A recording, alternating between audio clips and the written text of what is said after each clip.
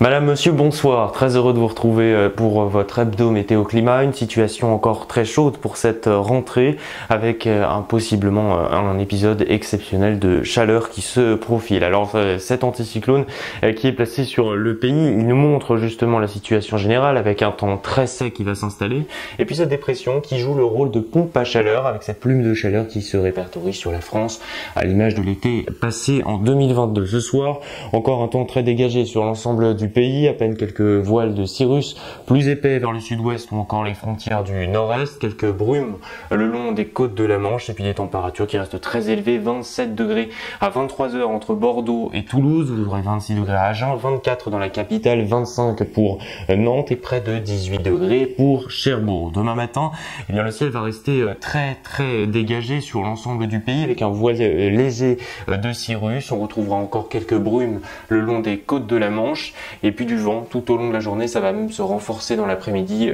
pour le vent d'autant près de Toulouse jusqu'à 90 km/h. Dans l'après-midi, le ciel va complètement se dégager vers le nord-ouest. Les températures elles restent très élevées au réveil, 24 degrés de maximale sur la côte d'Azur, également près de Toulouse, 15 degrés seulement à Nancy, mais vous allez le voir dans l'après-midi, on va quand même grimper jusqu'à 26 degrés. Il fera 28 degrés pour Reims, près de 38 degrés pour Bordeaux, donc une vague de chaleur inédite. On pourrait localement atteindre des pointes à 39-40 degrés dans l'intérieur des Charentes, il fera 31 degrés dans la capitale.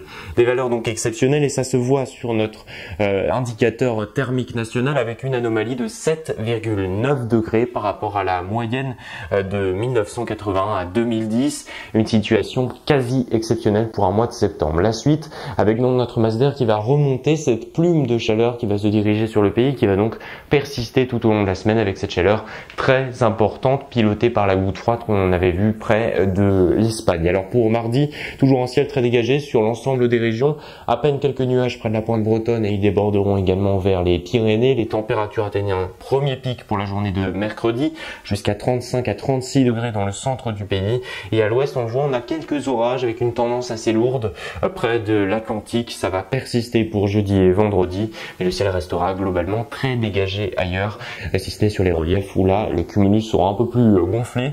Et puis pour le week-end, on devrait avoir une tendance orageuse par l'ouest, également sur les Alpes et les Pyrénées. Ailleurs, un temps qui restera très stable et des températures qui battront tous les records.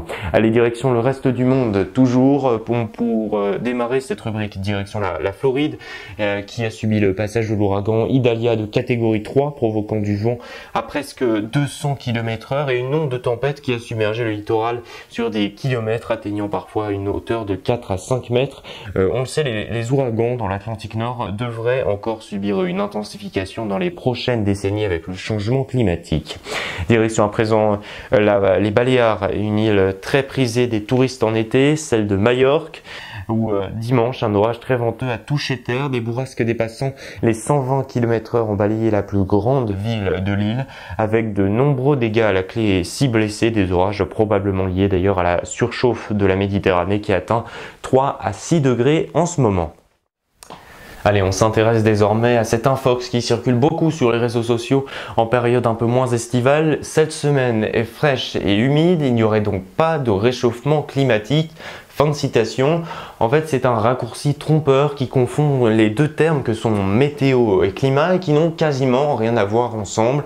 Il faut bien distinguer les deux. Pour cela, petite définition. Le climat, il se définit sur une période de plusieurs années, 30 ans en matière scientifique et on pourrait un petit peu le comparer à vous pour illustrer cette situation. Vos proches, ils vous définiraient peut-être comme généreux, gentil et joyeux. Et ça, c'est votre climat, mais plus ponctuellement, il arrive que certains événements influent sur votre comportement et vous rendent colérique, triste, et ça c'est votre météo. La météo elle se définit en matière scientifique en quelques jours seulement, ce sont les prévisions que vous avez l'habitude de voir dans vos bulletins météo respectifs. Petit exercice plus concret mais pas contractuel, avec ces observations qu'on a répertoriées dans un tableau et ces températures également que l'on peut observer. Avec toutes ces températures sur une période relativement longue, on peut établir une prévision, une tendance climatique avec une baisse des précipitations en l'occurrence et une hausse des températures comme c'est le cas avec le réchauffement climatique dans nos étés.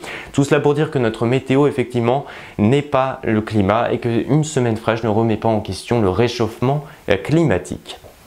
Allez, demain nous serons le lundi 4 septembre. Comme vous le savez, ce sera la rentrée. Je vous la souhaite le meilleur possible. Et puis moi, je vous souhaite une excellente semaine, une bonne quinzaine même, car je vous retrouverai dans 2 semaines. Passez aussi une très belle soirée.